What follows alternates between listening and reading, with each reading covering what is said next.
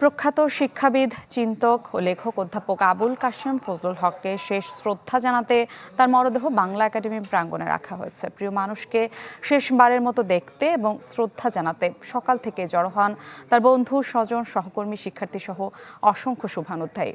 নগদ নিয়ে এলো হার না মানা হার অফার। সর্বনিম্ন 10,000 টাকা রেমিটেন্স নগদে পাঠালে থাকছে স্বর্ণের হার জেতার সুযোগ। শ্রদ্ধা নিবেদন শেষে সাংস্কৃতিক বিষয়ক মন্ত্রী বলেন, অধ্যাপক আবুল কাশেম ফজলুল হক ছিলেন সমাজ ও মননশীলতার এক আলোকবর্তিকা। মুক্তবুদ্ধি ও সত্যের পক্ষে তার আপসহীন কণ্ঠস্বর তরুণ প্রজন্মকে আজীবন পথ দেখাবে। দেশের প্রতি তার এই অসামান্য অবদানকে স্মরণীয় করে রাখতে হবে বলেও মন্তব্য করেন তিনি। বাংলা একাডেমি প্রাঙ্গণে শ্রদ্ধা নিবেদনের পাশাপাশি জানাজা অনুষ্ঠিত হয়। বাদ জোহর ঢাকা বিশ্ববিদ্যালয় কেন্দ্রীয় মসজিদে জানাজা শেষে মিরপুর শহীদ বুদ্ধিজীবী কবরস্থানে দাফন করার কথা রয়েছে।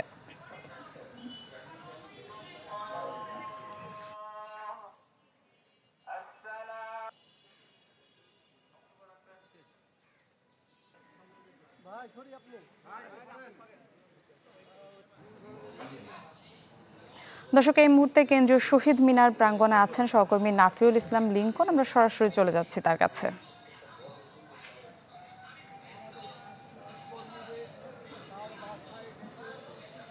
আবুল কাশেম ফজলুল হক স্যারের মৃতদেহ নিয়ে আসা হয়েছে এই মুহূর্তে কেন্দ্রীয় শহীদ মিনারে। কিছুক্ষণ আগেই স্যারের মরদেহটি রাখা হয়েছিল বাংলা একাডেমি প্রাঙ্গণে এবং সেখানে শেষ শ্রদ্ধা জানানোর পর আবারও এখানে নিয়ে আসা হয়েছে এবং আমরা দেখছি যে স্যারকে শ্রদ্ধা জানাচ্ছেন স্যারের বিভিন্ন রাজনৈতিক, সামাজিক এবং সাংস্কৃতিক সংগঠনের নেতৃবৃন্দ এবং সেই সাথে তিনি ঢাকা বিশ্ববিদ্যালয়ের বাংলা বিভাগের শিক্ষকতা করেছেন দীর্ঘদিন এবং সেখানে তিনি বিভাগের চেয়ারম্যান সহ বিভিন্ন দায়িত্ব পালন করেছে। একই সাথে তিনি বর্তমানে কিন্তু বাংলা একাডেমির চেয়ারম্যানের দায়িত্ব পালন করছিলেন এবং আমরা জানি যে গতকাল স্যার দুপুর 2টা থেকে 3টার মধ্যে মিরপুরে তিনি শেষ নিঃশ্বাস ত্যাগ করেন এবং রাতে তার পরিবারের কাছেই ছিলেন তার মৃতদেহ এবং সকালে জানাজা শেষে তার পারিবারিক যেই মিরপুরের সেই এলাকায় একটি মসজিদে জানাজা শেষে তাকে নিয়ে আসা হয়েছে বাংলা একাডেমি এবং বাংলা একাডেমি থেকে এখন রয়েছেন তিনি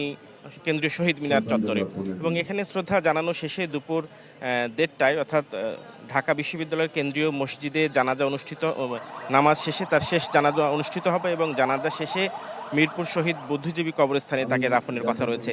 আর স্যারকে নিয়ে যে ধরনের কথা আমরা শুনছি স্যারের শুভানুকাঙ্ক্ষী এবং বিভিন্ন গুণীজনদের কাছ থেকে, স্যারের যে অনুপ্রেরণা বাংলা সাহিত্যের জন্য, তার যে সৃষ্টি, সব কিছু মিলে বাংলাদেশের ইতিহাসে যে অবদান তিনি রেখে গেছেন বা রাখলেন বাংলা সাহিত্যের জন্য এবং সর্বস্তরে বাংলার ব্যবহার নিশ্চিত করার জন্য স্যার যে ধরনের সংগ্রাম করে গেছেন, সেই সাথে তার গবেষণা, তার সৃষ্টি, তার সাহিত্য সব কিছু মিলেই কিন্তু বাংলা সাহিত্যে তো বটেই বাংলাদেশের একজন গুণী মানুষের এভাবে চলে যাওয়াকে অনেকেই বাংলাদেশের বুদ্ধিভিত্তিক চর্চার জন্য একটি ঘাটতি বা একটি অপূরণীয় ক্ষতি হয়ে গেছে বলে অনেকেই মন্তব্য করছেন।